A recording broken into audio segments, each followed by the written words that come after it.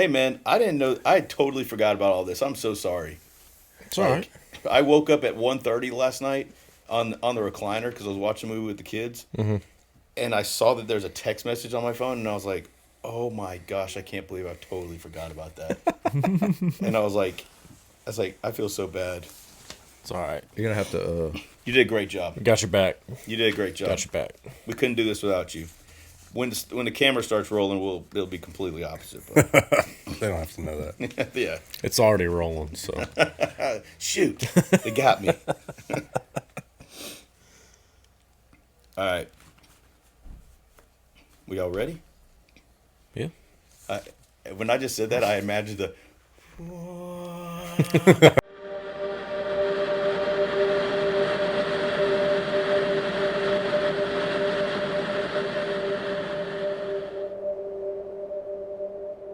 Zero. One.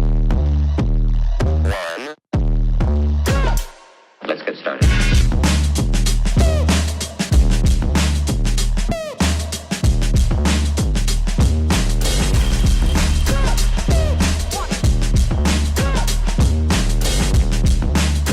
Why they stopping me? Stopping me. Well, we're back. If you didn't already know, We're back. I guess we'll just kind of jump right into it. Absolutely. I'm gonna kick us off with a word of prayer, and then we'll hit the recap from Clint. All right, sounds good. Jesus, thank you so much for this day. Thank you for this time that we can spend together, and just talk about you and talk about our faith in you, and how that plays into our lives and our roles daily. Lord, thank you so much for your just your goodness in all things, Lord. We love you. Pray that that you bless this time together, and may everything we say and do during this time bring glory to you. In your name I pray, amen. Amen. Well, cool. Well, it's been a minute since we've gotten together. But our last episode, we had a couple of guys I work with, Connor and Tristan. And man, that was a fun episode. Oh yeah, And I think that was one of the ones we got more into some shenanigans. I think that's what we've kind of mentioned some shenanigans before around the fire station. But we really kind of dove into a couple on that one that were pretty Yeah. funny. oh yeah. Obviously, that's not what we're here to do, but it did provide some good entertainment too, I thought. So that's a good one to check out. We definitely enjoyed having those guys on, man. Thank y'all if you're listening to this one. Thank you again for your time, and thank you for sharing your stories with us. Absolutely. Two for the price of one there. You know, two great guys, one episode. So I was really upset that I missed that one because it sounded like it was going to be some good guys, and I was listening to it and I was like, crap, man, I wish I would have made that one because I thought it was good. I really enjoyed it. heck yeah. It was definitely a little different without you trying to walk through it. Y'all did I didn't all right. realize how smoothly you kind of kept it for us. I knew you were a smooth talker. That's all I practice when I come on here. Yeah, That- but you know, I felt like it went well. I think y'all did great. I'm glad we had two guests on because It definitely made it work out. It worked out well. if it was sure. one guest, it definitely would have been a short episode. It was a long one though, man. Yeah, Yep. Y'all made it a long I one. knew Shoot, you'd the be last three proud. have been like 2 hours I know. ballpark. I knew you'd be proud, Scotty. I was very proud. Don't tell anybody. If y'all haven't heard that one, check it out. It's a good one. But we'll head on into the verses of the day. We'll borrow old Jacob's Bible because he keeps stealing my phone. We're gonna read through Romans 8, 38, and 39. Let's see here if I can remember how to read. So, for I am sure that neither death, nor life, nor angels, nor rulers, nor things present, nor things to come, nor powers, nor height, nor depth, nor anything else in all creation will be able to separate us from the love of God in Christ Jesus our Lord. I like that just because it was kind of just a reassurance of how strong His love for us is. And Scotty's got it on his phone now. I'm, just kind of reading about that particular passage, and I loved the way that it put it together. Yeah, hold on. Let me read it for you. So basically, what it says is it talks about the unbreakable love, the comprehensive scope, the assurance and hope and the victory in Christ. And it wraps it all and it says, in essence, it's a triumphant declaration that God's love is all-encompassing and unbreakable, offering ultimate security and belonging in Christ. So as I was reading about it, I was like, man, there's no way I could put that into any better words myself. So we just wanted to share that. It's incredible, and that's so encouraging to me. You know, there's nothing that we can do to further us from him or anything. His love's going to endure everything. It's going to be there for all time. It reminds me of the prodigal son, the father. Even though we run and we hurt Christ and we do things wrong all the time, it's that everlasting love that we can always come back. And He's going to we tell welcome us people with that open arms. as humans all the time. We tell our friends that, like, it's funny how you won't talk to somebody and somebody will get feelings hurt and they're like, oh, glad you picked up the phone, But then, like, you have those friends that are like, you could talk to them once in 10 years, and when you talk to them, it's like there's none of that, like, oh, you haven't picked the phone up. It's like you just picked up from where you were. Yep. And Christ's love is kind of like that. It's always there. And I was talking to somebody the other day. He goes, I just don't want to feel like I'm in bondage, or I just I feel like I don't want to come back to Christ or something like that. And I was like, yeah, but like, it's always there. Like, he never left. We're the ones that leave. We're the ones that make decisions and wander off. And what's crazy about it is he knows we are. Mm-hmm. Like, he expects that of us because we are flesh and we're battling sin. We're battling, like we were talking about earlier, especially in certain areas. Everybody battles in a certain way. And he knows that we're not God. We are here for his company, basically, and his to be children of Christ is like something that you can leave and you make a mistake, or you go through this time period. But that's exactly what I said with the prodigal son. Like, the prodigal son was never not the father's son. He just left and went with the world. And when he came back, the father welcomed him in even greater than when he left, because the father was thankful that he came back. Mm-hmm. And it's like, I thought this was cool. I don't know if you had started coming yet, but when Russ talked about in those times, if a son left, that he could be stoned for taking the inheritance early and leaving. Mm-hmm. And if he came back, he could be stoned for that. And in Scripture, it says the father ran to him.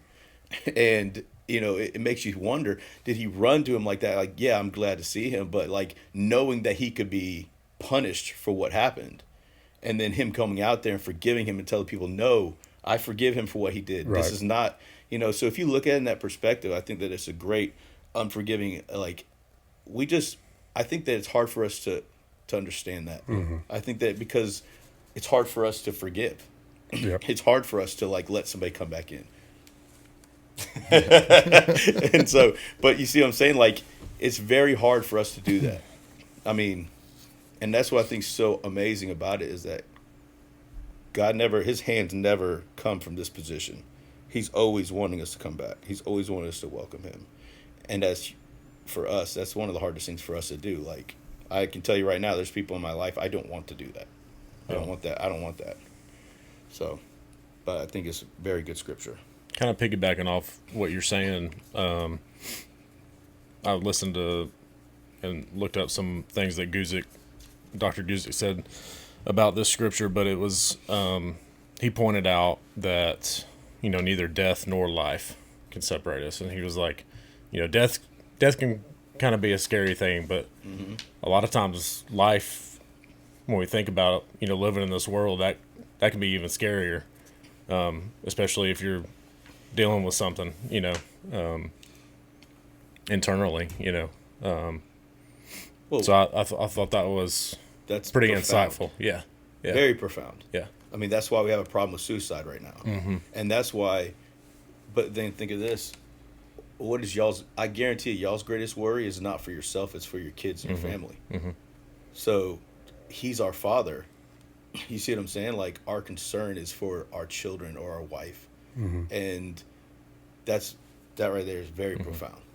But yeah, it was just, it kind of hit home and I think drives the point even further that there's nothing can separate us, Mm-hmm. It's God's love is all powerful.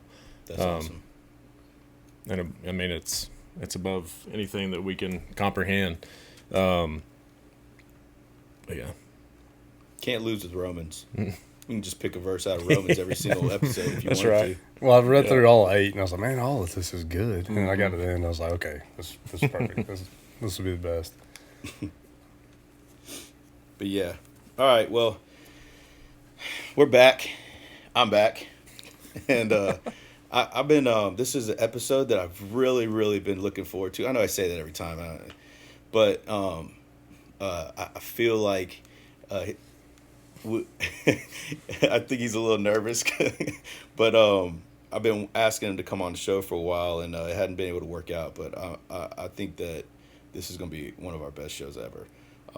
And maybe I just keep saying that every show, but I don't know. But this is going to be a great show because there's a lot of, like we call it, meat potatoes here. And it's going to go from one spectrum to the other, and there's a lot going on. And I just am really thankful and grateful that the Lord has brought this guest into my life. So I'm introducing, well, dang, I almost forgot your first name for a second.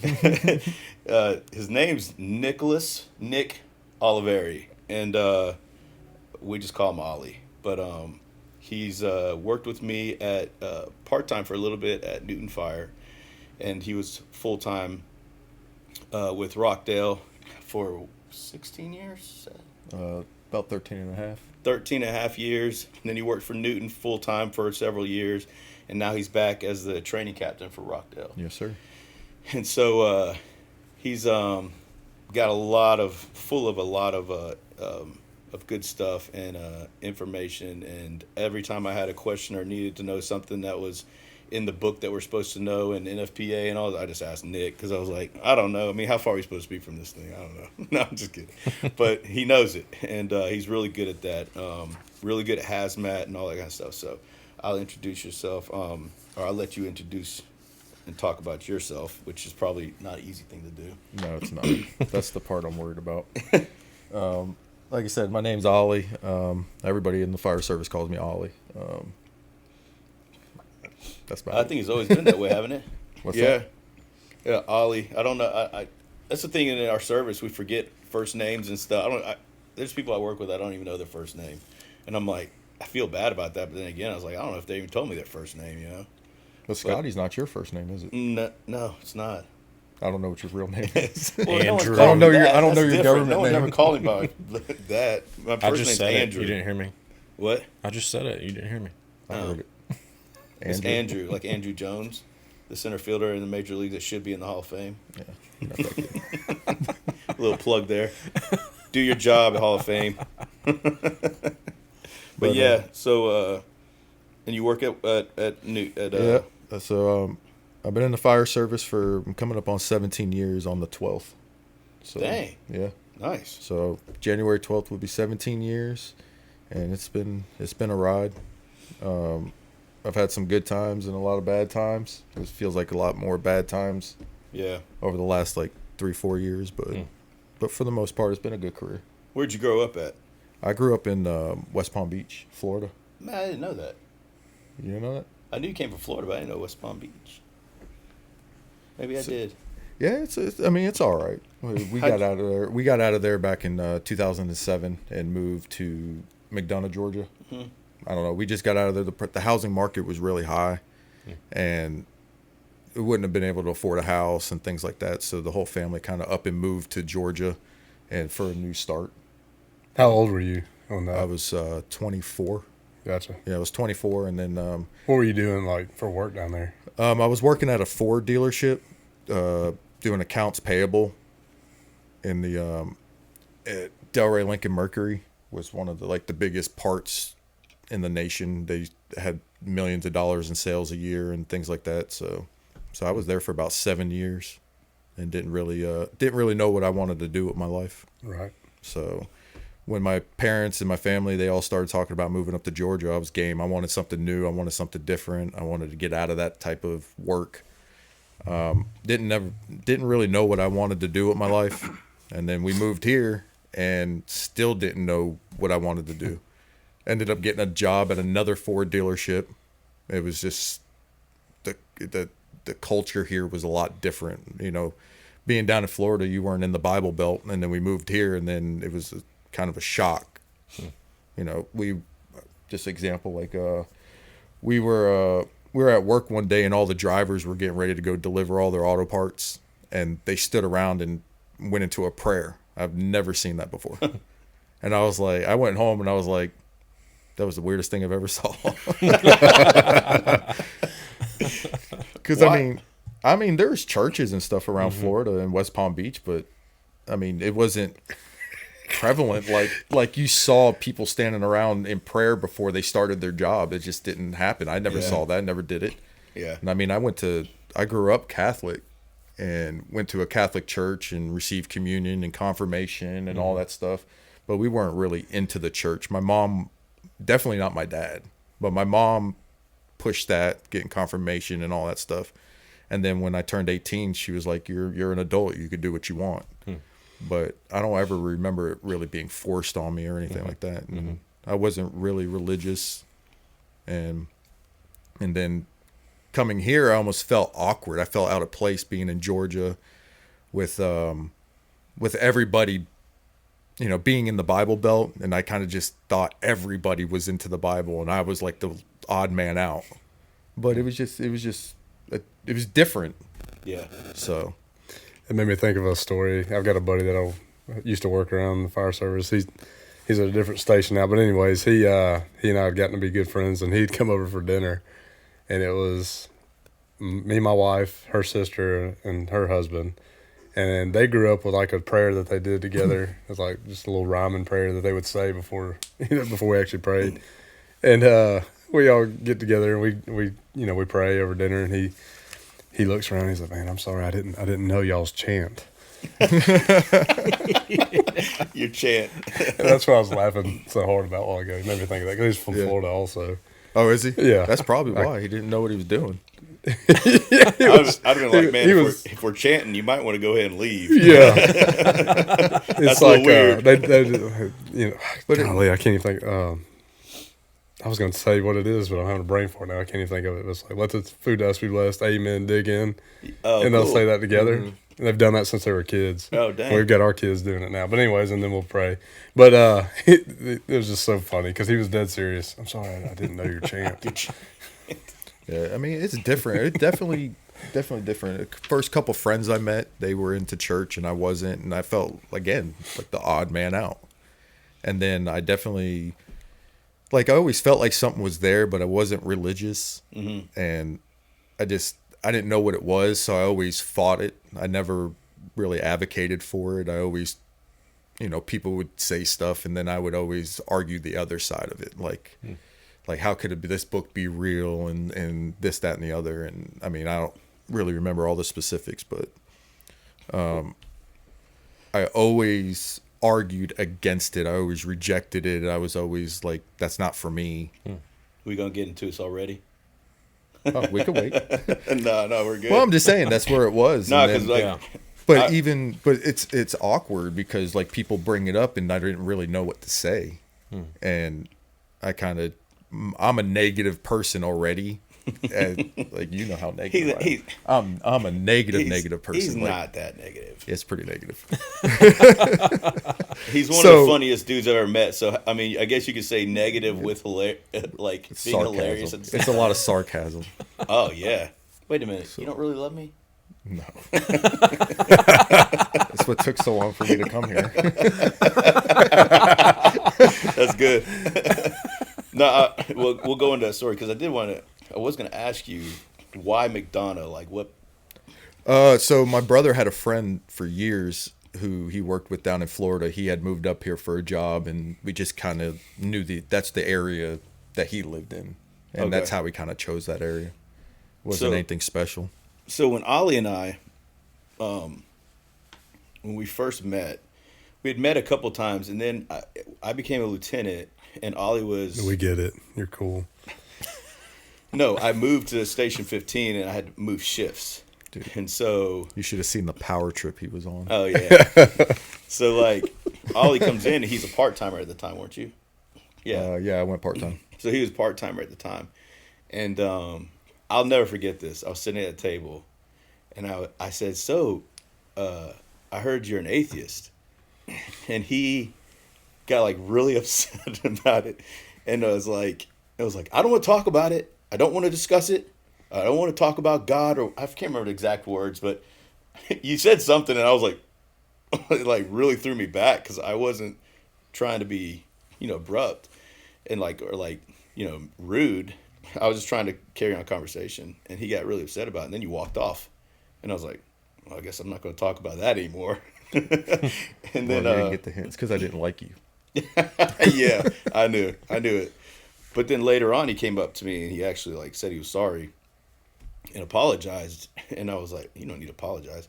And then we just started talking, and I told him, here's my thing. I tell a lot of people, I tell the guys at work that don't believe in Christ or anything like that, I'm not asking if you believe in God or what you believe in because I'm trying to like change your mind or like debate you or anything like that.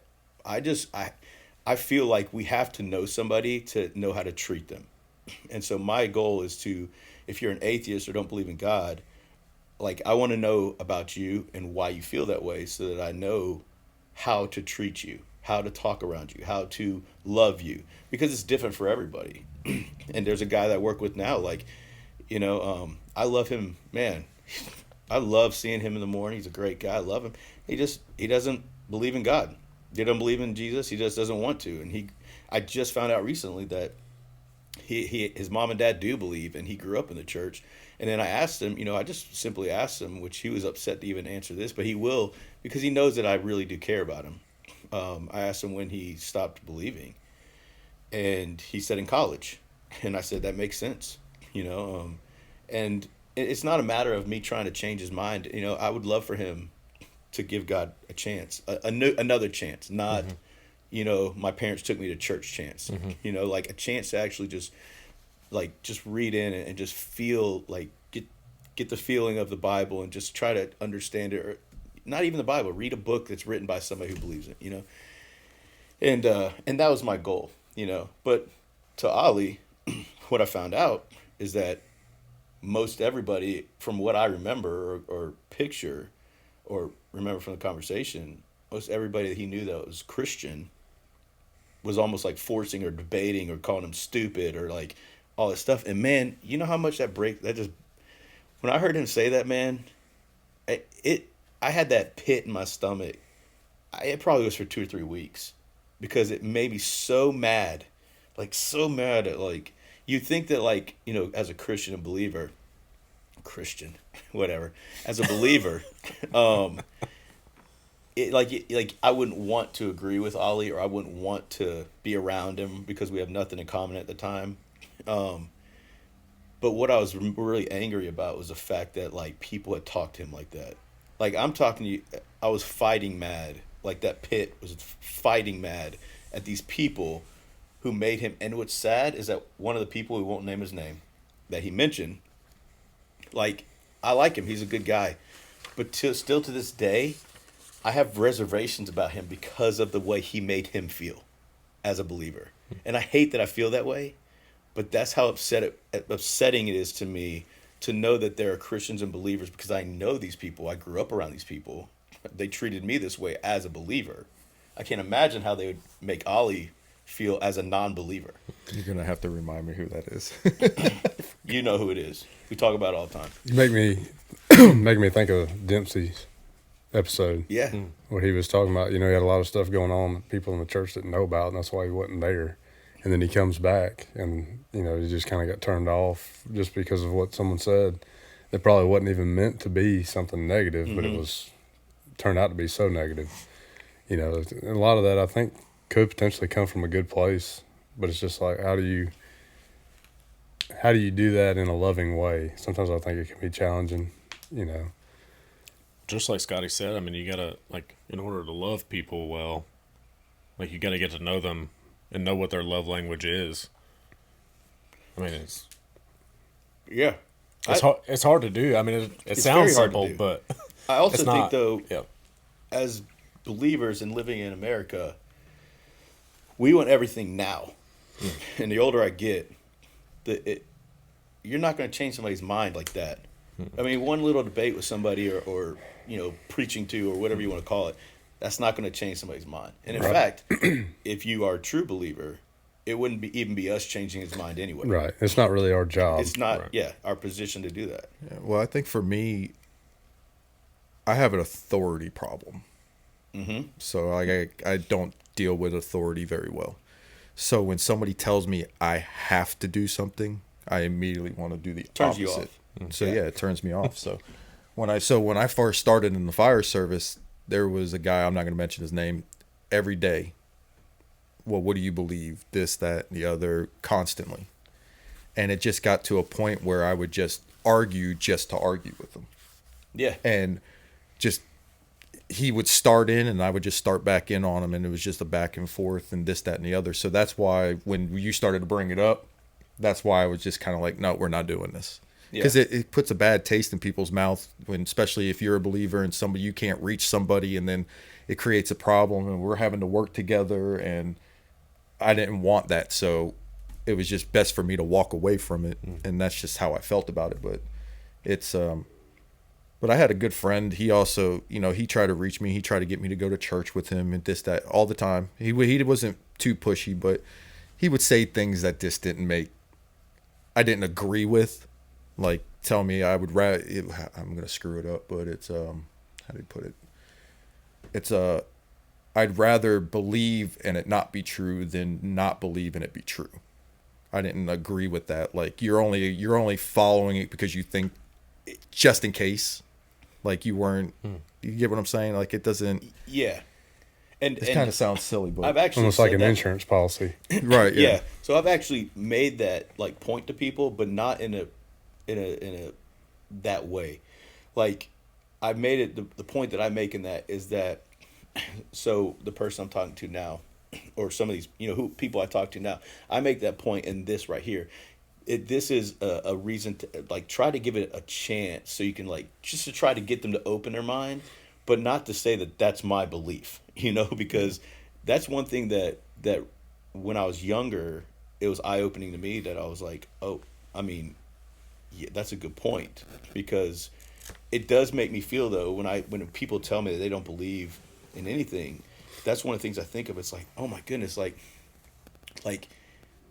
my greatest fear for someone is that not that they're like that I'm wrong.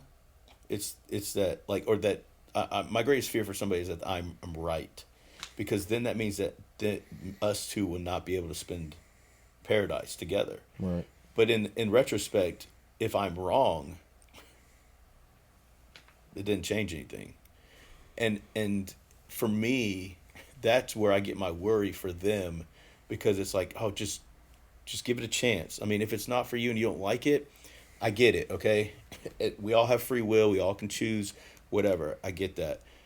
And I'm not going to hound you for that. But I have used that to like as an intro of how I feel sometimes about somebody who doesn't believe in anything, because it's like, not that this is what I rely on, my insurance policy, as you would say, but the fact that like my heart is not to yearn for you to become a Christian. It yearns for you to not go to hell, basically. Right. Like not go to damnation or whatever, or to darkness, like whatever you believe in, like that's what my yearning is for. And I think that can come across as like what you said, like kind of childish, that you're just relying on an insurance policy. And for me, it's not a matter of that. It's a matter of like, it scares me to think that like somebody like, but if it is, if it wasn't that, I mean, it wouldn't change anything for me.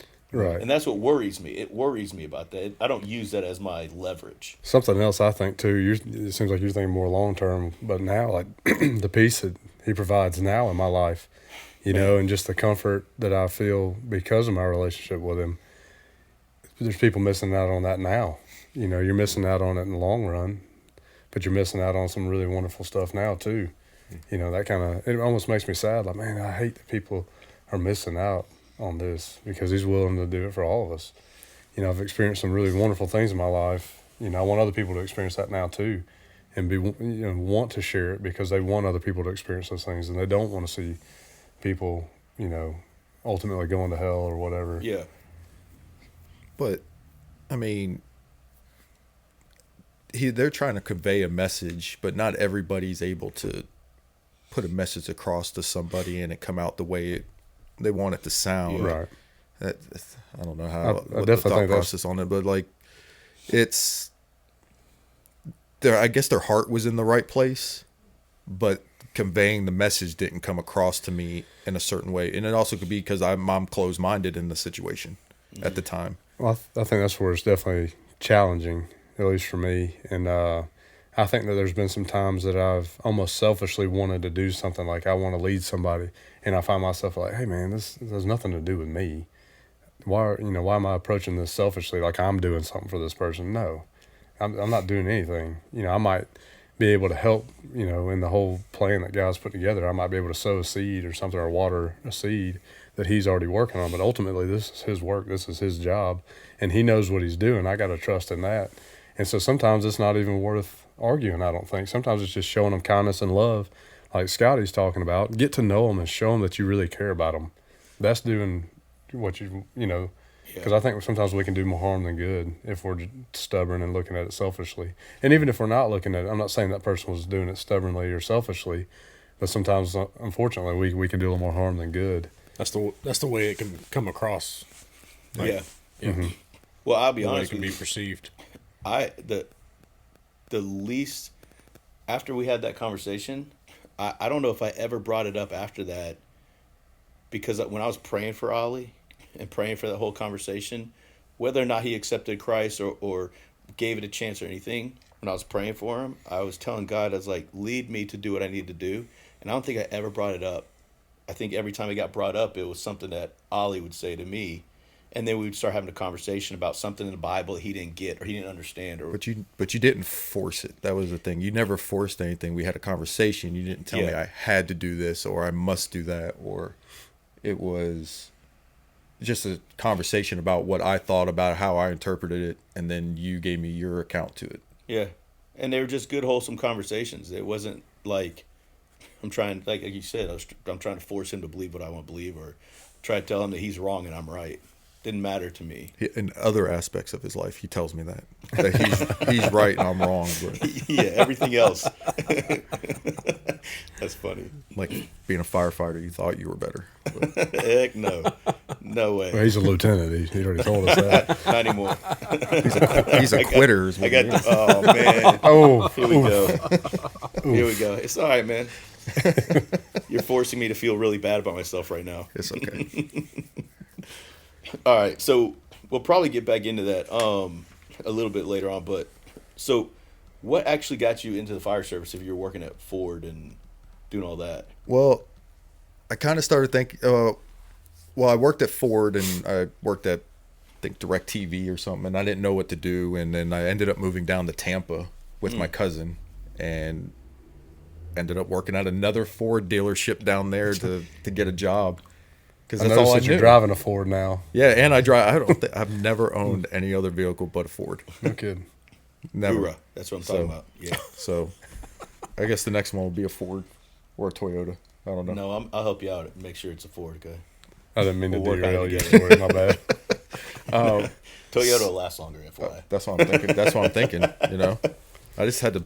You'll get do a stuck whole- in the mud, but Well, I just had to. I've already replaced the transmission in that thing. I had to do you've all done some sorts of stuff stuff. with I it. just dropped a bunch of money on fixing it up. it's a nice truck, though. Yeah, it's all right. It's not. I like it. It's because he's built tough. Yeah. Yeah, there you go. I'm shocked. It's 8 years old now. And it still looks pretty decent. So. Oh, I like it. Nice truck. But so I moved down to Tampa. I was delivering auto parts now, and then I ended up delivering to I forget the name of the company, Sunstar, I think it was. It was who they were using as the ambulance company in the Tampa St. Pete area, and they had this big shop full of ambulances. And I thought, okay, maybe that's something I want to do. I was ignorant to the whole thing. I thought EMTs and medics and firemen, they make hundreds of thousands of dollars because you're running into burning buildings, and I was dead wrong. Absolutely. I was way wrong on that. But I ended up going to Hillsborough Community College and signed up for EMT class, and then went to EMT school. Graduated, got my my national registry and all that stuff, and then ended up moving back to Georgia. And I was working at this one company in Atlanta. It was like a little hole in the wall, like no policies. They did whatever they wanted, kind of deal. It was really shady, and I just applied. I started applying to other fire departments, and Rockdale came calling, and that's where I started. It was it really started off in EMS, and then I wanted something more. I thought all EMS companies were like the one I was at. So I was like, I don't want that. Yeah. So I applied to the fire departments and ended up getting on with Rockdale. So you said you were 24 when you first came out to Georgia, and then went back to Florida. When you came up here, what was this? Now it's like 26. Okay. So I got that's started pretty quick back and at forth. 26. Yeah. Gotcha. So Well, if you do the math, now I'm in my almost mid 40s. yeah, because you're a year older than me, right? Yeah. Really? You look younger than Yeah. Scotty. Yeah, I know. you do. Better? A lot, Younger? a lot Whatever. younger. And better looking too. Way It's better fine. looking. Whatever. Jesus. That's okay. I'm okay with it. You don't seem to be okay with it. I mean, you are now forcing me into another feeling. We don't care. We don't care. No, it's funny because, Oli made it sound like it's so easy getting the fire service and everything, and Rockdale turned me down twice. I went out there twice. Dang. That's why I'm a better fireman. Yep. They're like, Making we his see points something for in him. him. We do not see something in you. Well, see, but I did apply. I mean, I did apply before I moved to Tampa. I applied to a couple fire departments. I applied to Henry and Clayton, and ran into some issues with Clayton with their fire chief, and he wasn't. He had. I want to say he had something against Italians. He brought it because there was another guy that I actually got hired on with Rockdale with that was going through the process in Clayton, and he had the same experience, the exact same experience I did. So we chopped it up to that he didn't like Italians.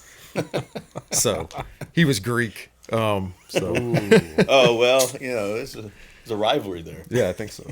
Because he told me in my interview, he was like, I know 20 guys just like you. And I'm like, hell, I'm in. Yeah, that's a good thing, right? And I find out in our next interview, he was like, yeah, the 20 guys, they were all criminals and All Italian. yeah, they were all Italians. Shysters. So I was like, I was crushed. And Thought he then, was interviewing the mob. yeah.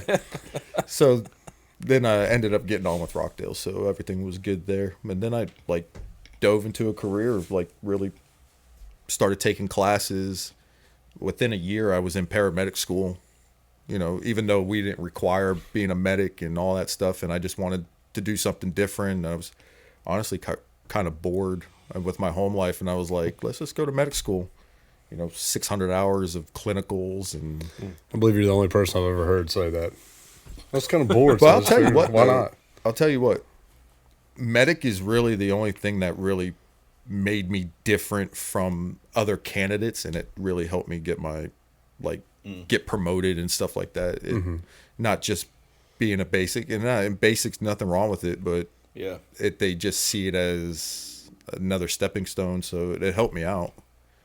But so When did you, so back, I was going to go back track because you said home life and everything. I forgot. I was going to bring up, when did you get married and have kids and all that kind of stuff? So I met my wife in EMT school. She was in EMT school and I was in medic school. Oh, I didn't know that. Yeah, she was in the night class and I was in paramedic school with her best friend. And so to see my profile on Facebook, you had to be my friend. So my wife actually asked to be my friend first. I just want to make that clear. So when she listens to this, She pursued you. that's what I said. Yeah. And then I like to, and speaking of that, I do tell the kids that she begged me to marry her. But I think they're catching on. Well, look, your home life was, you were bored with his home life, so you went to medic school and met his wife. Well, I was working, I bought a house, and then I was dating, and there was nothing ever turned into anything material, and it Yeah. was, my dad ended up getting sick while I started paramedic school. So it was rough. Like I was working at the fire department, 24/48s. I was working a part-time job at the crappy ambulance company that I was working for at the time. I was in paramedic school going twice a week, and then I had clinicals on top of that. And then my dad ended up getting cancer and got admitted to the hospital and had a big episode where he almost died, went into a coma, and we were up at the hospital every night. So there was a lot going on. And then he recovered, he came home, but he had a lot of challenges at home. Like he had this big open wound in his stomach because he had colon cancer, and it never closed.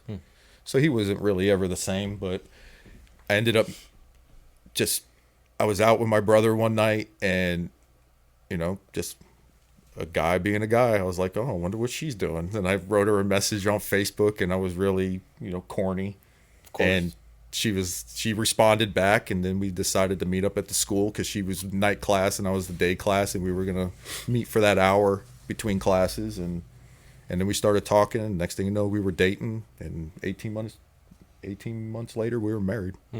Nice. So she's a nurse. yeah, she's a nurse now. So bringing up your father, I didn't know that he had cancer and then got better and then came home. When was that? Like 26, 25, I guess? No, he got sick in 2011. And that's the year he got sick in 2010. Had the surgery in 2010, and that's when I started medic school and everything. So Chrissy was there for you during his not in the beginning, no, not that first episode. Like she was there for like the end part of it. She wasn't there during the when he was initially had gotten sick. So we met that February, and then I just started dating, going through school, and she graduated EMT, I graduated medic, and then that Christmas of 2011 we got engaged. And then my dad was still sick, in and out of the hospital kind of deal. And then just life, she started working and I was working and going to my parents' house to visit my dad, this, that, and the other. And we ended up getting married in August of 2012. I gotta make sure I get that right. And dad, like for a couple times we thought he was going to circle the drain. He wasn't going to do well and this, that, and the other, but he held on and he made it to the wedding. He was there, which was really exciting. And then like he passed away like 3 months, almost to the day. Like it's like he held on long enough for the wedding and then just a little bit longer, and that was it. Yeah. So she didn't really get to know him like I would want her to, but he always said, like, he would joke around and be like, yeah, she was the prettiest bride I've ever seen. And my mom's like, gee, thanks. So, but I was glad that he got to meet her before he died, because, that is my life. Absolutely. Yeah. And then, and I'm sorry to bring that up but I have one of my questions is pertaining to the tragedy with your mom and dad. Did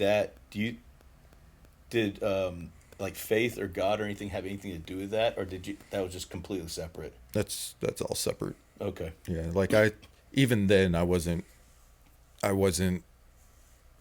like blaming God or this, that, and the other. It didn't help, but it wasn't something that was in the forefront of my brain. Because I have a friend who he just doesn't believe in just living life. He doesn't believe in anything because his mom passed away when he was young, and he can't get over that, like, blaming of God.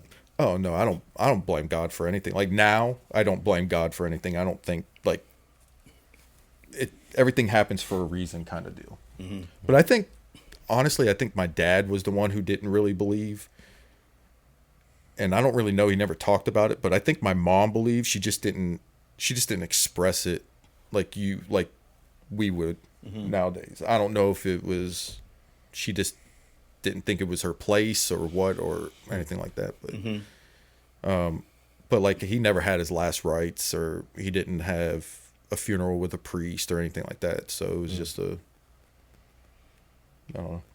How did I don't know if I knew how your father passed because we talked about that, but how did I don't know if I know how your mom passed.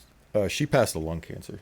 So she, years my parents smoked. It was the 60s, 70s, 80s, all that stuff. They smoked in the house in the 80s and stuff like that. But my dad would quit. He'd quit 5, 6, 7 years, and then he would go back to smoking. But he always thought my mom quit. My mom never quit. She would just hide it. Yeah. So how much longer after that was it? Did your mom pass? She was 6 years after Dad passed. So she died in Mother's Day of 2019. Dang. So yeah, she died. She died on Mother's Day. That sucks. Yeah, it was May 12th of 2019.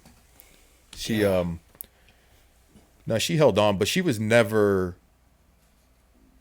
really the same after my dad died, because they were together since they were teenagers, and they got married in 1966, so they were together 40 some odd years, and that's all my mom's ever known was my dad. Yeah. And so when he passed, she went into a full on like depression, and she was never the same woman she was before. I remember her she was always happy. She was always the life of the party and this, that, and the other. And you could tell she tried, but you could tell there was always something there. Yeah. Well, I mean, and we see this, in our profession and people everyday lives. I mean, like if an elderly person, like my great-grandfather, when my great-grandmother passed away, I mean, shortly after, I mean, you could tell he checked out. And I see it happen all the time. And I would like to say if something happened to Megan, that I could just be like, okay, I can move on. But like, I can't see myself physically in my brain being able to do that. You know what I'm saying? I know that God would probably give me strength since I'm younger now and everything. But like, if at an older age, I'd be like, whatever. Like, like the only thing that would keep me going is my kids. Yeah. Because to me, even now at, almost 20 years, like I wouldn't know, like, God, that poor woman. I feel, but I see these people date and stuff, and I know that it's possible, but for me, like, I would feel bad for whatever person wanted to date me if that happened, because I don't know if they'd ever get the whole me. Never. You know what I'm saying? Like, I don't think that I would be whole again. I don't think I would either. I don't know that I would ever want to try again to date or anything. I've thought of me neither. I told my wife either two things are going to happen. Either I'm never going to get married again, or I'm going to find some old woman with a lot of land, with a lot with of a deer lot of on it. land. Married for money this time. I've never thought about this. Their insurance policy. Yeah. But no. You have like an application. Do you have hunting land? Yes. Are you stable? But no. I ain't saying but he's no, a gold digger. But yeah, it's tough. Like, I can't picture myself with anybody else. No. But Christy. Like, she is all I want and all I ever need. Oh, and I can tell that from our conversations. And I've told her before, I got to go first. Not to be selfish, but I got to go first. Statistically speaking, you will go first. But, yeah, damn. But then again, I always tell people Megan probably be better off without me. I think we're just gonna go skydiving together when we get old. Just not pull it. Just not pull it. See what happens. You'll bounce. Probably make it through it. Yeah. Every bone in your body, like, babe, yeah, we shouldn't have done that. So I could see where my mom, like, where the depression and stuff came in, and we tried what we could, but that was, like I said, my dad was her world, and up into the end, and well, that's gone. Ad lib, no one better. And then, yeah. So I mean, And then the day after my mom died, that Monday, Christy started nursing school. So it was like we went from one event right into the next event. But that probably was pretty good for you. Yeah. To like. Well, I had back surgery that May 1st of 19. I had back surgery for. So she passed in 19. Yeah. Oh. So I had on the 1st I had surgery because I had to have a fusion done, and then she passed on the 12th, and then Christy started school on the 13th. So it was like me and my wife, we joke all the time. It's just like there's never been any us time. It's always one event after another, just after another, kind of just stress and just working through it. And Dang. so there's been a lot of events. They So when did, because Christy was going to church wasn't she going to church during when I met you? No. So she went to church with her family for years and years and years. And I always felt bad about this. And I kind of feel like it's my fault, but because I didn't go to church, but I never expressed that I was against it. Yeah. But she kind of like slowly just stopped going. Because we also lived in McDonough. The church was in Covington, so there was a good distance there too. And she never forced church on me or anything like that. I always knew she was, she believed in God and stuff like that. But it was never like a big to do for us. Like it was just kind of us. And so I always felt bad that she'd stopped going because I always felt like it was my fault. She went because I didn't go.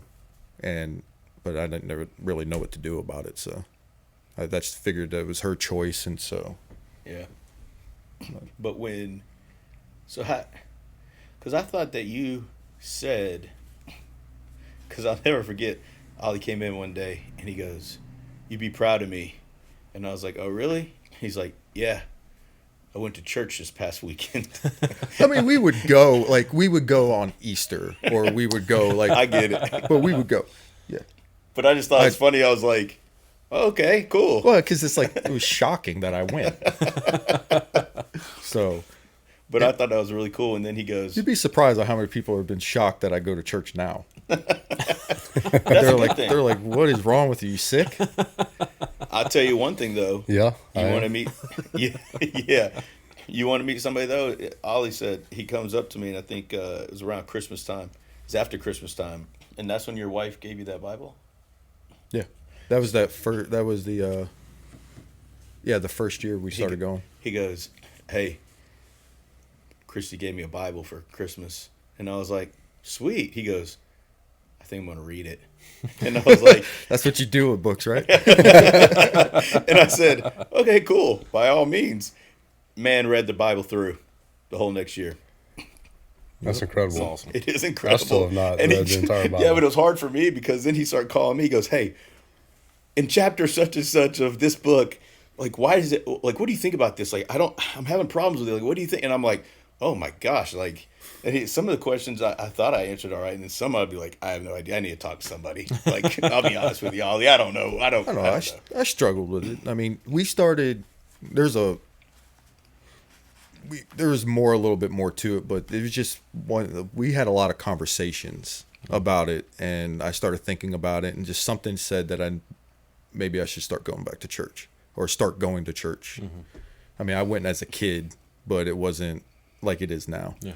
And I just walked up to my wife. It was like right after Thanksgiving 2 years ago, and I said, "I think we should go to church." And a friend of my wife started going to a church in Locust Grove, and she's like, "Well, they started going there. Let's try there." Mm-hmm. And that's where we started. Mm-hmm. And that was in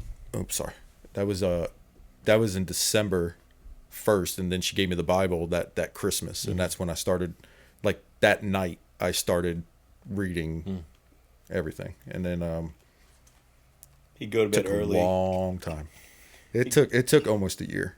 He'd go to bed early though, man. I can't tell you how proud, and it's like it was very convicting on me because whenever we worked together, he would go to bed early, and he'd go in there and start reading his Bible, and he's like, "I got some chapters I need to knock out. I really, I got to get in," and I'd be like, "Dang, man, I ain't read my Bible in like 3 days," and then it's crazy because, he's in here trying to learn and trying to figure out, what this is all about and everything. And here I am trying to be the person to help him answer questions and stuff. And I haven't even read my Bible in the last 2-3 days, I think it's like, it was more of, I wanted to know more like the history behind it and things like that. And I didn't really know like God's word and stuff like that. So like when I started, I had to get my wife bought me the, it's NLT, but it was the Everyday Man, or Everyday Man's Bible, I think it's called.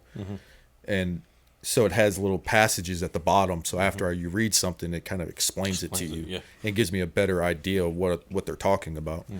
And trust me, when you get into Leviticus and Deuteronomy, like that's dry. Yeah. Like you got to be dedicated. You need some explanation too. I have not been dedicated enough yet. Had to go, fell asleep a couple times, had to start over. Yeah. So I read it like 2.5 times by the time I was done. But it was it felt good, like finishing something. Like I don't think I've ever finished something like that before. I'm sorry, and that I felt accomplished. So it felt really good.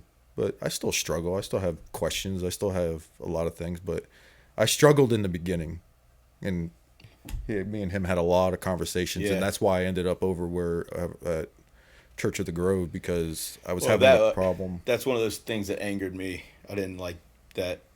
I'm glad the outcome. Yeah, because now I get to see you on Sundays, and you're in a place where I try to plan my visits around his visits. I always wonder why he always calls and says, "Hey, what service you going to this week?" But I'm thankful for that. But I was, and we obviously we're not going to name or say anything. But no, but when he called me about that conversation about tithe and everything, that freaking. There's a lot of backstory to where I was then till now. But that still made me upset. Yeah, and I mean we can get into it, but if you want to, I mean it don't bother me. The biggest gist. I mean, we're not going to say names or anything, but the biggest gist about what happened was the fact that, and correct me if I'm wrong, but what I got from the conversation is that in the service he felt like the preacher was saying if you're not going to be blessed until you give over your 10%. Like 10% is a requirement. But you're only blessed if you give over that. Yeah, am I wrong? The way he said it, and we're not going to, like I said, we're not going to name churches or whatever. The way he said it was, he started off the sermon about, like, if you give something, you give 1%, you give this. But the way he said it was, you will not be blessed until you give 10%. Okay. And it kind of struck me wrong. And then I thought maybe he misspoke, because the service we went to wasn't recorded for online. And then the second service he recorded. So I went back and watched the second service, and he said it the same way. So he meant what he said. Yeah. And it just strikes me as, so you're telling me that I'm not,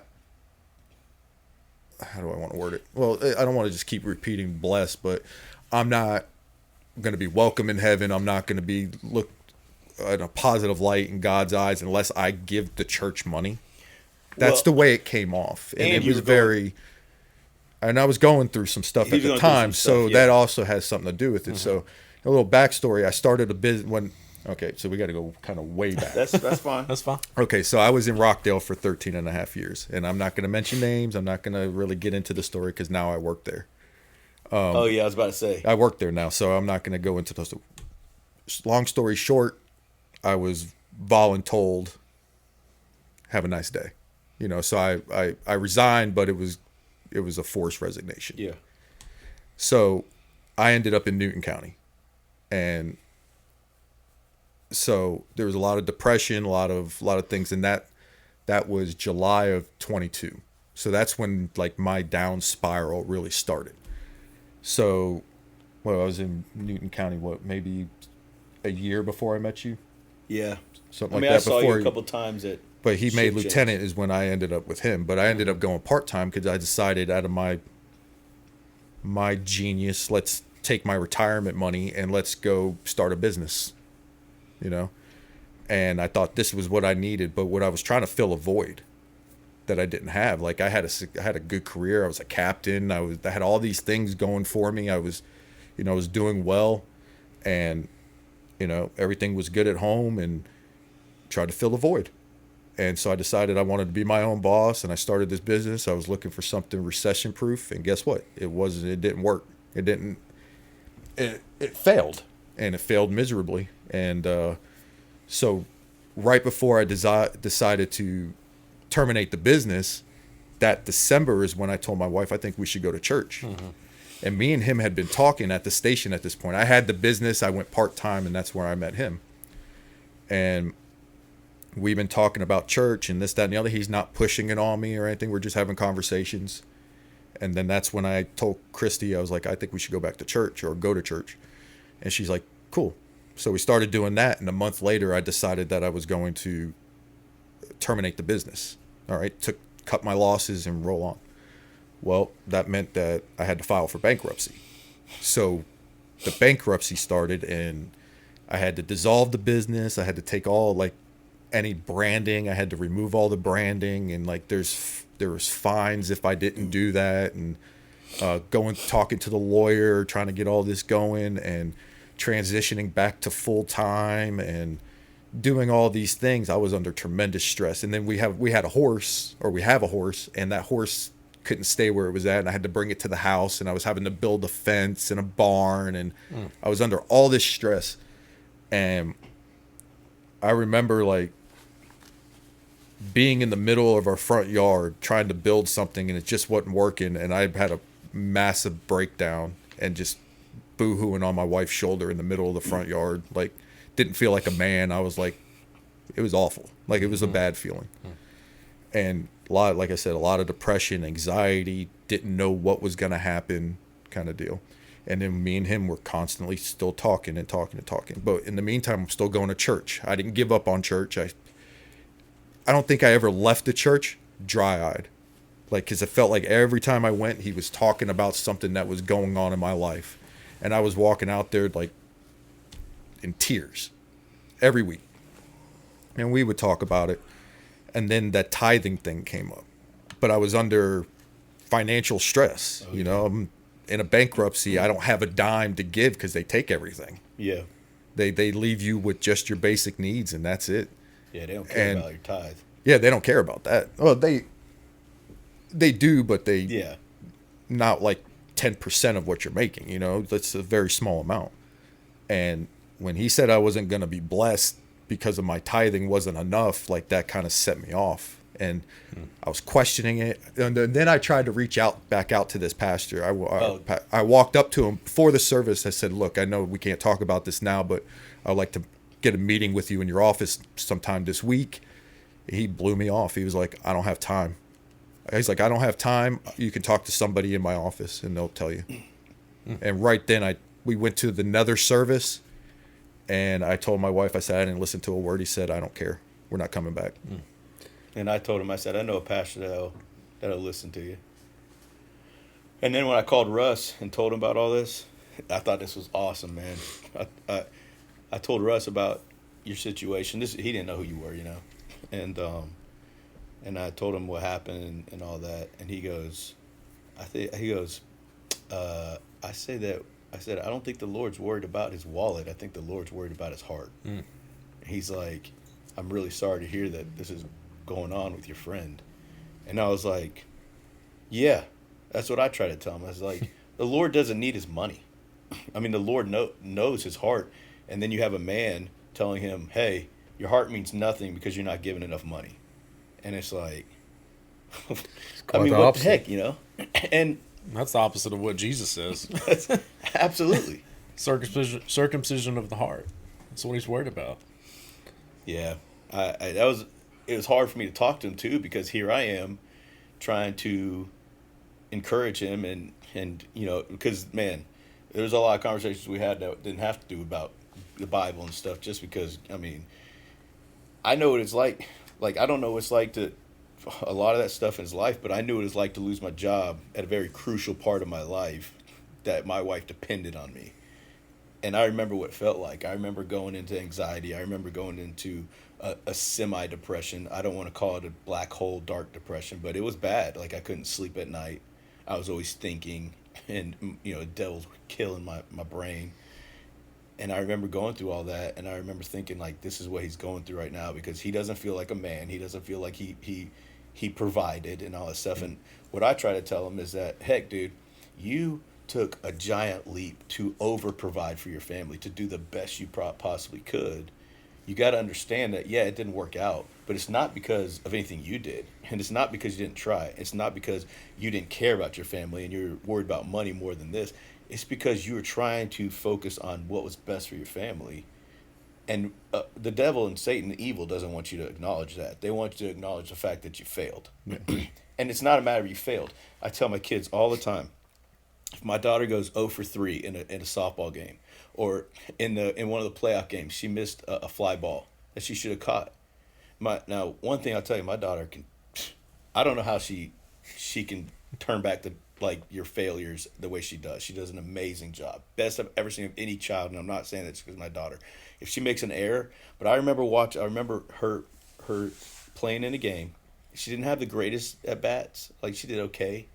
But I remember the only time I've ever seen it affect her is it was in the state rec ball, like state all-star championship. And they were winning. They were going to move up. They were going to win the game. And I remember there was some coaching that should have been done that could have prevented from this, but we won't go into that. But I remember the ball got hit to her, and she had made like 11 plays that day. I mean, she was crushing it. I mean, doing incredible. And I remember there's a girl on third base, winning run. The ball hit to her. She fielded the ball. It took a funny hop as she fielded it, and she came up and made a bad throw. And the girl scored, and they lost the game because of that bad throw. They didn't lose the game because of that bad throw, but in the moment, and I remember looking at her, and normally when she makes a bad play, she turns around and she sings or does something to her, and it gets her back like it's not even a problem. And I remember her head going from here to here. And when I saw that, I said, that one affected her. And after the game, I told her this. I said, babe, if you give 110%, I said, I asked her if she felt bad. She said, yes. And I said, are you upset? Because I saw her tears in her eyes and stuff after the game. I said, I'm going to tell you something. You're not going to win every time in your life. You're going to lose more than you win. I was like, but I'm going to tell you something right now. If you give 110% and you do the best you can at whatever you do, you can never fail. You will never fail, because what you do is you learn from it, you become a stronger person from it, and you move on. You'll be just fine. I said, you'll get through it. And for her, I don't know how that affects her, but for us as men, even if we know that, it's hard for us to get over that. Because as men, the way that we're supposed to be for our family, it's like, I remember feeling that, and I knew that's how he felt. Because I remember feeling as like I was just, I remember feeling like I was pathetic. Like right down there, I had to go to unemployment once a week for however many months. And I remember every time I made that drive, feeling how pathetic I was, because I was having to ask for money to help me pay bills. And I remember how crappy that was. And my wife's in here working full time, and she was pregnant, working full time. And I just remember how terrible that was. And I knew that he was going through the same stuff. And I mean, and it actually going through more, because he had 2 children. His wife was a nurse. Yeah, we just had Dan when I was let go from Rockdale. I say the first time. Hopefully, there's not a second time. Because I'm back. But I just, when I would talk to him, I would feel that, and I felt, I knew what he was feeling. And I mean, there were some times like I remember when he said, we would talk about things. I don't need to get too intimate, but I remember him saying, like, I just feel like they'd be better without me. And it made me have that feeling too, that we were talking about with Cap, about he was like, I was thinking about ending it. Were you thinking about ending it? And I never thought about ending my life when I was going through all these hard times and there's these dreams that I was having and stuff. But I remember feeling that my family would be better without me, whether I was dead or alive. And I remember him saying that, and it just, all these things would trigger things in my past where I was like, oh, man, like now I know why the Lord, like why I went through those things. It's Right. so that I could at least listen to this man right here and understand a little bit of what he's saying and try to help him out just by listening. But I said the same thing when the bankruptcy happened, was you would be better off without me. And I think it's just a normal response, because I felt like, well, I mean, I did. I was the one who decided I wanted to have a business and this, that, and the other, and I'm the one who failed at it, and I'm the one who failed. I'm the failure. And it put us in a financial crunch that affects my family. I'm the reason. But if you took me out of the equation, you'd be better off without me, is how I'm looking at it. And I'm not just there for money. I'm there for other reasons. So, I'm a father, I'm a husband. I provide other things than just money for my family. And I don't realize that. And so that's why I was like, you'd be better off without me, this, that, and the other. And that's just how I felt. And I'm pretty sure most men feel like that when you fail as a husband, or you feel like you fail as a father, and that you'd be better off without me. But Yeah. But the biggest thing that probably, we were still at church, and one of the biggest things I think helped me was Christy never once ever said, you did this, you hurt our family. We never argued about money. We don't argue about money. She was 100% supportive of everything I did. And when I say things like, I did this to us, she says, no, we did this to us. Because I asked her if I could start a business. She said, yeah, she was behind me 100%. So she takes the blame too. And I don't see it that way. I still see it as my fault, but the way in her eyes is we're a team. And it's, it was both of our decisions to go through with this. And I think that's the stress I didn't have to deal with most men do when things happen like that, is I had a very supportive wife. And I couldn't be more blessed to have a supportive wife. Before I even met Chrissy, I knew that she was an extraordinary woman and just an incredible individual just by the conversations that we would have together. Because you knew my personality. You're like, she's got to be a strong woman to be with someone like you. I was like, wait, how long have y'all been together? Does she have bad eyesight? Or what she did, I got her LASIK to fix it, and she didn't leave. So, well, if she has bad eyesight, and I'm uglier than you are, then I would hate to think what Meg thinks of me, because I got her LASIK too, and I'm surprised she's still around as well. oh, man.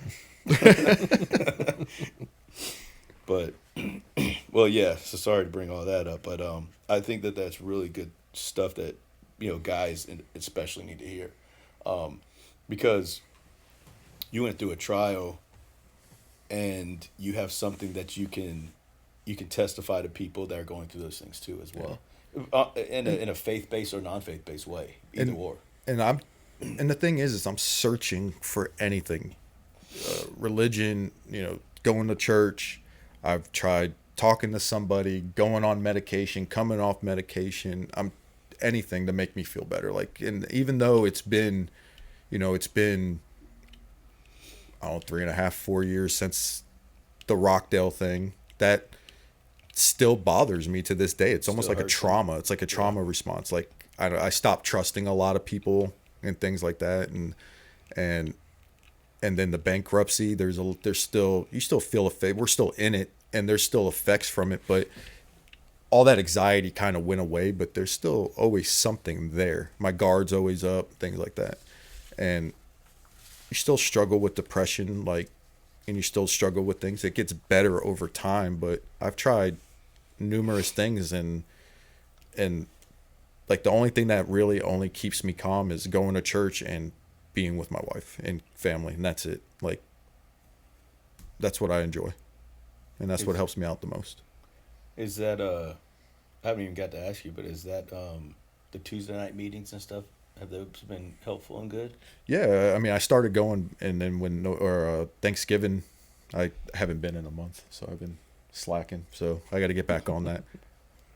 Well, we tried getting together, and we were trying to do at least twice a month, which in the last 2 months, it's been almost impossible to find a Saturday. Now that you're not on shift, though, we should be able to start being a little better.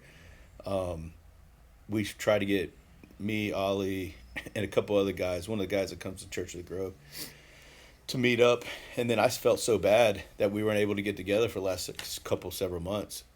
And then when we would schedule it, then something would happen, and you know how that goes. But then I found out you're going to that, and I was like really thankful, because I was like, well, at least I know that he's going with some good guys, you know. And it's the one that Pat. I was just about to ask. It's Pat. Pat's group. Yeah. So, Dude, so it's funny. Jonah and Zeke, my two boys. I think I told y'all before about they were like begging to do their own podcast. Did I tell you that? yeah. Mm-hmm. And so they did one episode, and they were begging to do a second. So I set it up for them one night, and I just set up in the living room, and I went outside, like just in our yard and driveway, was just walking, clearing my head, but I let them do their thing. So I came back and cleaned it up, and then a few days later I started watching it and like editing it and everything. And Jonah in the episode, so I told him, I was like, you know, on our podcast we have like an outline. I was like, it usually helps it flow better. I said, you know, so you should do the same. So the entire time in the episode, he keeps like going down on the floor and like looking at a paper that he had like notes written on. But anyway, like at one point he starts talking about the Tuesday night men's group, and he's like, so if you're a man and you have Tuesday nights open, you should go to my papa's men's group. It's like, that a boy. Shameless plug. Oh yeah. There you go. But yeah, I was glad to hear that you were making steps, but also making steps on your own, man. I mean, that's because, like, just like you said, I mean, everything you've been through we can go date back from your father's death, everything up to now, man. I mean, there's been a lot of hell. You know, I mean, it hasn't been. You've gone through a lot of hell the last couple of years. Yeah, but I mean, I also don't want it to be like oh, poor me kind of deal. I'm not saying. But it's, yeah, there's been a lot of events, but everybody goes through it, and then just like everybody else, sorry, Not good. That disconnected. it feels like you're the only one going through it. Yeah. And you're not. There's millions of people going through the exact same thing you're going through at that time. It's just not in your face. And then, you know, you see people on Facebook and everyone looks happy and it's fake. Yeah. Like most people are depressed and they have issues and they've got things going on, but they don't show it. Like, and I wear my heart on my sleeve. Like you can see how I feel in my face. Like if I'm disgusted with somebody, you can tell that I don't like that person. Like there's no love lost, and you can see it. Yeah, he doesn't hide it very well. No, I'm not. You know, if I don't like you. Yeah. Well, I mean, you're Italian, so. You're not feeling it right now, are you? A little bit. But do you think your faith, like getting into the church and all that, like you mentioned, like you enjoy going to church, you enjoy your family right now, like do you think that all of that helped with going through what you recently have gone through? No, I believe going to church did help because, like I said, every time I went, I felt like the message was it was being directed towards me. I know they was talking in generality, you know, in a generalization type of deal, but I felt like the message was directed like right at me, and it got me through the week, and it got me to the next Sunday is how, you know, I kind of looked at it. But but then as things, it's kind of like you ask for God's help when things are bad, but then when things are good, you're not really asking, you're not really praying as much. Yeah. Not all people, but some people. Yeah. and it was kind of like that. Like there was a little while where everything was like going really good, and like the message didn't feel like it was really at me. And then I would go through something, and it's like, oh wow, he's talking about that. Yeah. You know, so it's kind of got its ups and its downs now, but it's, I mean, I enjoy going and trying to learn something, but Has I mean, there- I got still a lot to learn. Is there so, and I mean, like I said, going back to what you say, 2011 is when your dad first got sick. Yeah. So there's all this stuff going. We'll say dating back to 2011. You're in the fire service. We always talk about fire service being brotherhood, trying to be locked in and everything. And I know that, like, I mean, you've had a. I mean, if any reflection of what you've been to me in Newton is of Rockdale, I would say you've had a great career. Is there individuals that have really helped you out through the fire service and becoming a stronger leader and everything like that? And then on top of helping you through those times that you're going through, like in a brotherhood aspect, or encouraged you or anything like that, like are there people that you like to give credit to or that really affected and helped you in your career? Yeah. My mentor, it was a guy named Chuck Lett. He was I started with him as he was a lieutenant and I was his driver, and we kind of stayed together for like 3 to 4 years, and he just led me to be a better person. He's a pastor at his church and stuff like that, cool. but he never preached at me, never told me what I had to believe, he knew where I stood and everything like that. And we discussed some things, but he led me to try to be a strong leader and try to do the right things and question my motives and things like that. And he was just a really strong influence on me, and how I want to be in the fire service is, pretty much what I've learned from him. Do I emulate it good? No, I fail a lot. Like he's I don't think anybody's ever said anything bad about him ever, because he's always got a good attitude. He's positive all the time, where I'm the complete opposite. Like I said, I'm a negative person. Like I always think the worst is going to happen, and then when something good happens, I'm always thinking something bad's going to happen. But to this day I still talk to him. We still, Is he retired? Oh yeah, he's been retired.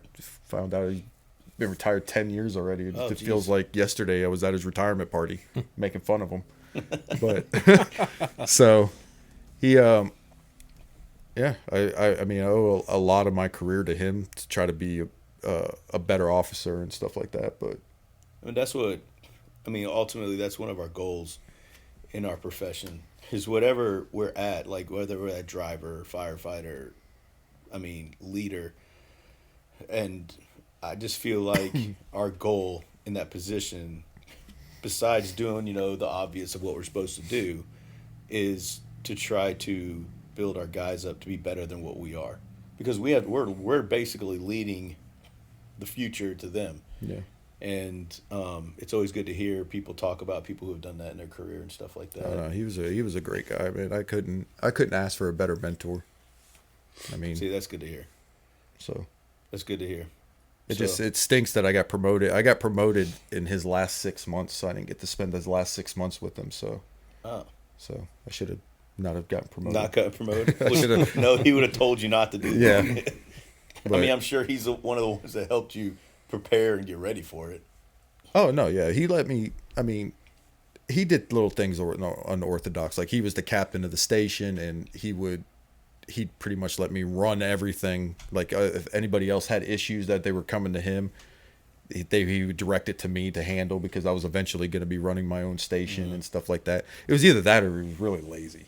Well, it's his last 6 months, bro. He could have been really lazy those last few years. I don't know. Oh shoot! From what I gather, he was probably doing that to be, more of a mentor, to give you the opportunity to learn, knowing that you're going to take those next steps, preparing somebody for the next steps. Sounds like he's doing exactly what you would expect out of a leader. I think I rode seat as a driver. I rode seat every shift. He was in the back. Oh, that's cool. And And I he like would, that. and then he would Yeah. let the relief driver drives because they were going to eventually be a driver all the time, and he would do that. And then, we'd get on calls, and if everything was going good, he didn't say a word, and if something was going wrong, he would just kind of come up and go, "Hey, what are you thinking?"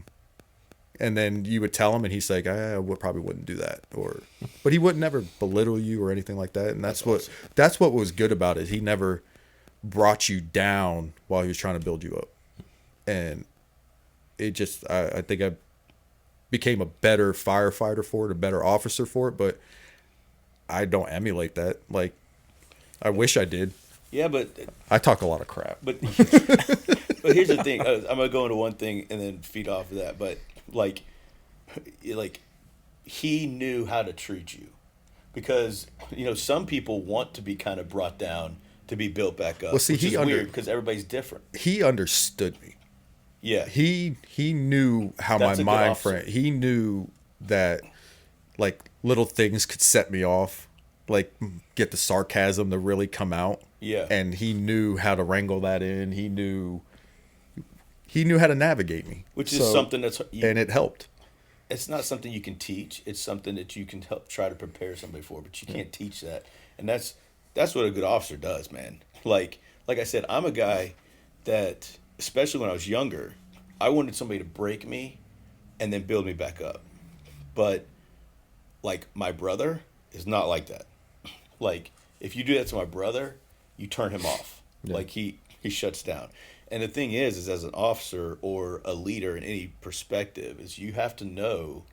And Be that's willing why to take that time with your guys to know them that well, to Yeah. know how and it's that's going to be best to reach them. And honestly, I've always felt like I was a leader in some sense, but I didn't learn that aspect until 4 or 5 years ago, because that's where I started really seeing, like I was going with you, is like I wasn't pushing or like trying to debate you or talk to you. I just wanted to have a conversation so I could know you better. I didn't learn that till about 4 or 5 years ago, because I was noticing how the church and people of the church were affecting people in a negative way, when it's like some people are like, for instance, you can only learn out of the King James Version. Like, for me, I like the King James Version. Probably the best. I like the New King James Version. There are some versions I don't like at all. But I would never tell somebody not to, get rid of those versions. Those versions are terrible. They can lead you to Christ, but they're terrible things. Like, to me, that I started seeing like how that was affecting people, and it's like, wait a second. Just because it's not your preferred version, that version is leading people to Christ. It's getting people into the Word. Like, it's allowing them to understand it better so that they can know Christ better. My mom used to hate Christian rock, right? Because she's like, they're taking Christian and they're mixing it with rock and roll. And I was like, okay. So I put this band on that's a really good Christian rock band, and I knew that she would hate it. Okay, absolutely hate it. And I played it for her, and she's like, "Oh, I just can't stand this. I hate this music." This is before she even listened to the Fish. Like, that's what I'm talking about. Like, but that was the church she was raised in and growing up in. And so I played that and I turned it off, and I said, "Mom," I was like, "Are you against something that could get somebody to heaven?" And she's like, "Absolutely not." And I said, "That band right there has gotten more people to heaven than anybody you know. I mean, they could have gotten millions of people to heaven. And you just said that was terrible." I was like, "But then you said that something that could get somebody to heaven is," I was like, "you got to find the good in what, just because it's not your style and you like hymnals and you like this kind of stuff, that doesn't mean it's technically negative or it's bad." And I was like, I think you need to open your mind up a little bit. So you and I are kind of the same. We wear our emotions on our sleeve. And one thing my mom hates about me is that I am very blunt with her. And she gets very upset with it a lot. Okay? Which is why her and I butt heads, and my brother is her golden child. I said it. And so, but you know what I'm saying. But now my mom listens to the Fish. And now my mom likes people that I like, because she, at least she was open to actually listen to what I was trying to explain to her, which was explained to me the same way. And I was like, but the older I get, the more I see that. And hearing about people like that they learn their people, they learn the people around them, they understand how to treat those people instead of just treating everybody the same way. And that is something that you can learn it, but until you actually like dive in and want to be that person, you can stay the way you are, or you can say, hey, this isn't working, this is. And so I love hearing about officers specifically in that manner because of that, because they are basically being very patient, you know. No, he definitely had a lot of patience. But that's what I'm saying. And you have to be, if you're going to be that kind of teacher or that kind of leader, you have to have patience, which is very, very hard to do. Ollie, one of the things I love the most about Ollie is what I'm pretty sure most of people don't love about Ollie, is the fact that if Ollie's thinking it, Ollie's saying it. And That's true. there's the people who say they don't like Ollie, it's because he has told them something that he was thinking that they didn't like, and he was very blunt about it. Now his delivery might be a little. That's how it gets you removed from a fire department, and Yeah. you have to go to a new fire department. Yeah, that's what I was about to say. That's what happens. But the thing is that, and you know, most people might have had a bad taste in their mouth from Ollie, and he got, you know, basically kicked out of the fire department, blah blah. But when I heard the story, and when I heard other people's rendition of the story and what they heard and all this thing, I actually grew very fond of Ollie, because I said, you know what? He stood up for what he thought was right. And he said it when no one else would, because they're afraid of the repercussions. And he did what he thought was the best thing to do. That's why I said I'll never fault him for that. Just like he did when he started his own business, hoping and thinking that it would be better for his family. I'm not going to fault him for that not working out. And the thing is that now we say what's on our sleeve. A lot of times it has to do with delivery. You know, Oh, no. And our delivery might not be that great. I have zero tact. That's my problem. I'm not tactful at all. But the thing is I that's one of the things I respect the most, is what a lot of people don't like about Ollie. I love that about Ollie, because I know for a fact there's no guessing. I hate guessing what people are thinking or what they want to say or what. No, I just hurt my feelings for a little bit. That's fine, because I'd rather you hurt my feelings today than for me to never know that I was hurting your feelings. Right. I'd rather you just go ahead and let me know. It doesn't feel good a lot of times. Trust me. I mean, it's not like I'm going to enjoy it. But it's like, I tell people all the time, just tell me. And most of my best friends and people that I admire the most and love the most, whether they're tactful at it or not, are the ones that actually are just very blunt and tell me what it hurts my feelings sometimes. But It's so much easier not to be blunt sometimes, but to be a true friend to someone, sometimes you have to have the hard conversation with somebody and be willing to tell them what they need to hear. it's like, But also, on the other hand, sometimes you got to be willing to take a look in the mirror and listen to that conversation too. But I try to hurt his feelings on a daily. Well, I mean, that's fair. you should see some of the texts. yeah, that's okay though. It's all right. But in I all don't take it seriousness, serious. though, like if you want to be a true friend to somebody, I think that sometimes you have to do that. Well, it's like the whole booger on the lip thing, you know, or booger on the end of the nose. Yeah. I'm for real. You gonna eat that? Like, yeah, yeah, but you know what I'm saying? How many people will not say something to someone? Yep. Like they got a booger on their nose or something, or like, oh, there's a pimple and needs to be popped or something like that. And Yeah. you just like go with it, and you let that man walk away from you. And you're like I used to be like, oh, I don't want to say nothing. Now I'm like, hey, bro, get that booger off your nose, man. I know you're in a room full of your heroes since you're a cop. There it is. But I mean, but we're different than most people are. Like us giving each other crap is how we show respect to each other. Like, you know who you don't like and you give him crap, but like me giving him crap is this like Love language. yeah, it's your love love language. 100%. That's my friendship with all my friends is Yeah. I'm giving you crap. Oh, that's I'm doing that's- good. I didn't curse Yeah, once yet. you're doing I great. did That's pretty good. 100% how the briefing room is, Oh, is or it? like division meetings. Yeah. It's not like If non-formal you're not kind if you're of not deal. giving each other crap, like Yeah. that means you don't like that person. Yeah. I mean, don't get me wrong. There's people you don't like, and then you're really mean to, but you make it sound like you're joking, so you can say what you want to say. Oh, I was just kidding. Yeah. But no, but That's a whole nother can of worms. Then sometimes you got to be like, you do understand that this is not a joke. yeah, And that's where people get the feelings hurt. yeah. Yeah. Those are the people that I was talking about who need to take a look in the mirror sometimes. Hell, I've had people get mad at me because I didn't joke with them like I joke with other people. Yeah. And then they got upset with me. I was like, Go, all right, because they know at that point that you don't like them. yeah. Take the hint. They're like, wait a minute. Ding! Crap, he doesn't like me. Hey, well. Hey, Respond community, Jacob here. We are breaking this episode up into 2 parts. Thanks for sticking with us so far, and I hope you've enjoyed this episode so far. We'll be on the lookout for part 2 of Oli.